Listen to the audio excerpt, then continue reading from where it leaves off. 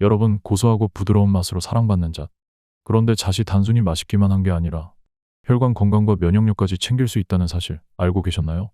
특히 잣죽처럼 소화도 잘 되고 건강에도 좋은 음식으로 활용할 수 있다는데요. 오늘 영상에서는 잣의 효능과 주의사항, 그리고 맛있고 건강하게 먹는 방법까지 하나씩 알려드리겠습니다.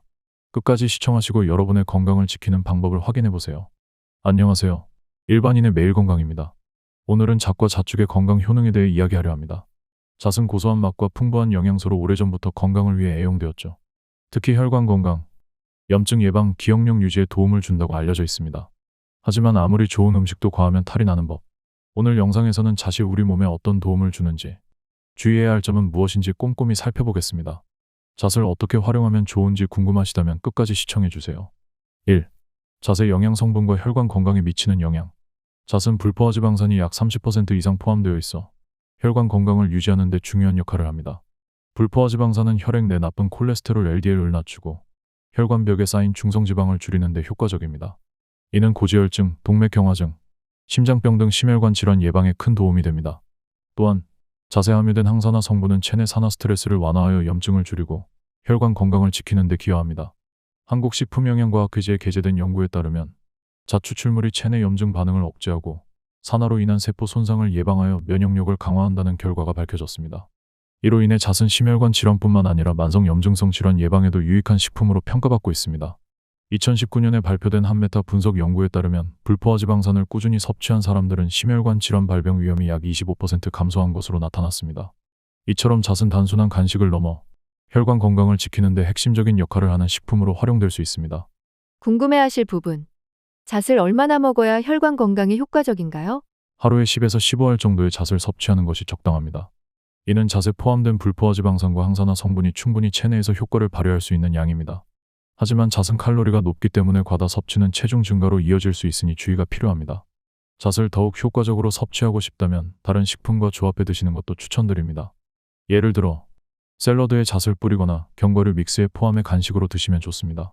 또한 아침 식사로 오트밀이나 요거트에 잣을 곁들여 드시면 불포화지방산과 단백질을 한 번에 섭취할 수 있어 혈관 건강에 도움이 됩니다. 아침에 잣죽을 만들어 드시는 것도 좋은 방법입니다.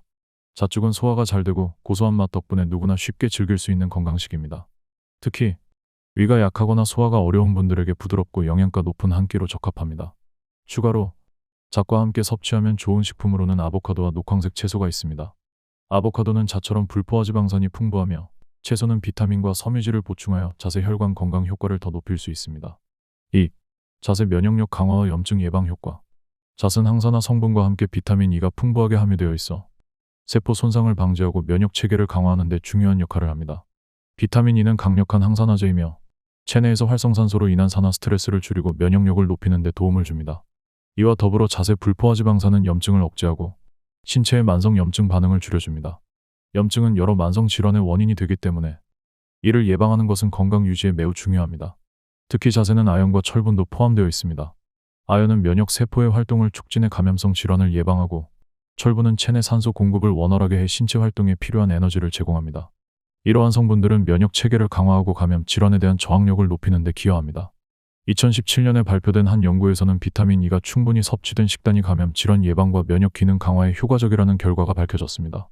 또한 불포화지방산 섭취가 염증 반응을 감소시키고 면역 세포의 활동을 활발히 해주는 데 기여한다는 점도 여러 연구를 통해 확인되었습니다. 3. 잣이 뇌 건강과 기억력에 미치는 영향.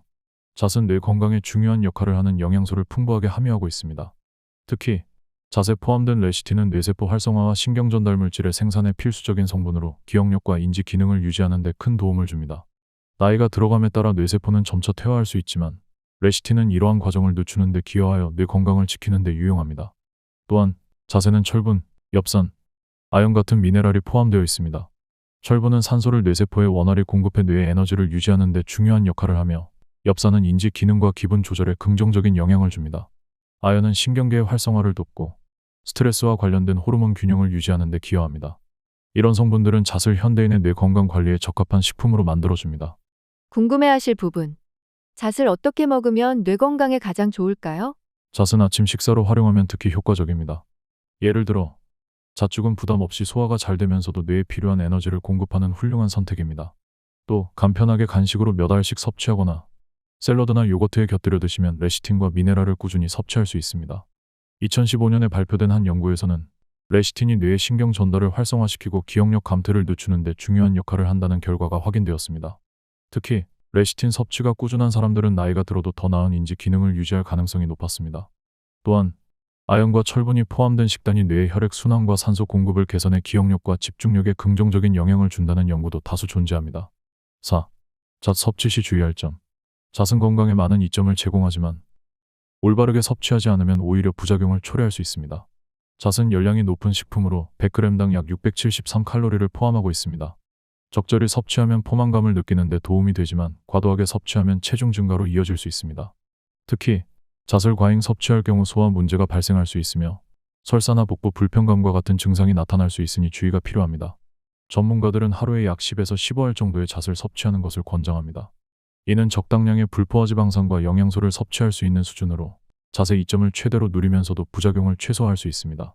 또한 잣은 산패되기 쉬운 식품입니다.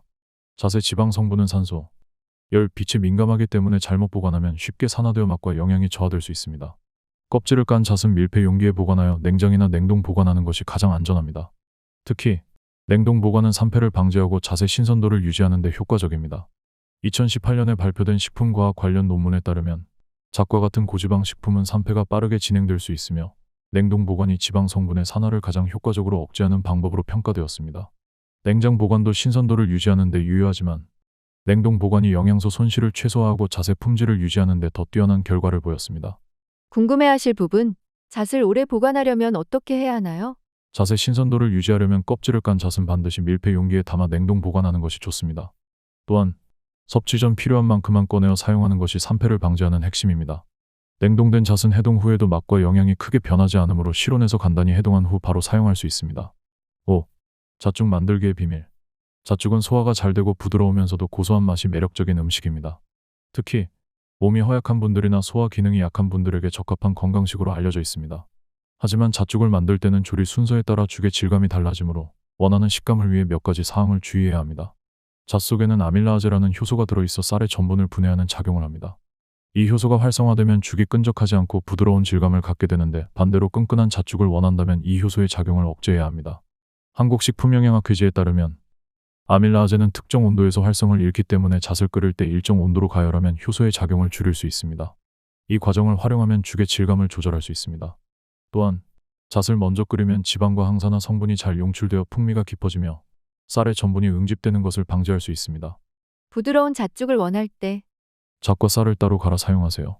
잣을 미리 곱게 갈아두고 쌀도 따로 분쇄하거나 불려서 사용하면 죽이 부드럽고 고운 질감을 가질 수 있습니다. 잣을 먼저 끓이고 쌀물을 나중에 추가합니다. 잣을 끓이는 동안 아밀라아제가 충분히 작용하므로 쌀물을 나중에 넣어주면 부드럽고 깔끔한 잣죽이 완성됩니다. 끈끈한 잣죽을 원할 때 쌀을 먼저 끓이고 잣은 나중에 추가하세요. 끓는 쌀물에 잣을 넣으면 아밀라아제가 억제되어 쌀 전분이 그대로 유지되며 끈끈한 질감의 잣죽이 만들어집니다.